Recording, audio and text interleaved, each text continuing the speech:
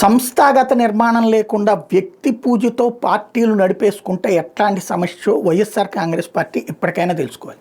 జగన్కి అద్భుతమైనటువంటి క్రేజ్ ఉంది, బట్ దాన్ని తీసుకొచ్చుకుని ఒక సంస్థాగత నిర్మాణం మీద దృష్టి సారించాలి. బూత్ స్థాయిలో ఎట్లా ఉండాలా, అలాగే మండల స్థాయిలో ఎట్లా ఉండాలా, ఇట్లాంటిది ఒక ఎమ్మెల్యే క్యాండిడేట్ ఒకరికి పెట్టేయడం, వాళ్ళ చేతికి పార్టీని అప్పచెప్పడం, వాళ్ళు పోతే పార్టీ సంకనాకుతుంది, మళ్ళీ కొత్త వాళ్ళు వచ్చి తయారు చేసుకోవాలి. ఈ పరిస్థితి తెలుగుదేశానికి లేదు. అందుకనినే వాళ్ళు ఓడినా మళ్ళీ బలంగా ముందుకు రాగలిగారు.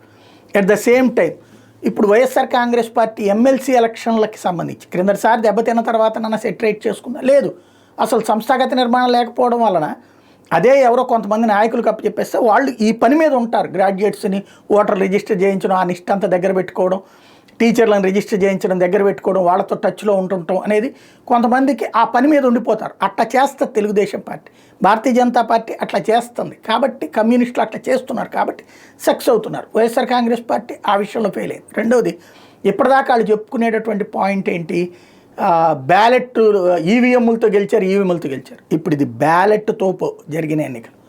బ్యాలెట్తో జరిగిన ఎన్నికల్లో ఘన విజయం సాధించింది తెలుగుదేశం పార్టీ. ఇది వైఎస్ఆర్ కాంగ్రెస్ పార్టీకి పెద్ద ఎదురు దెబ్బే కదా.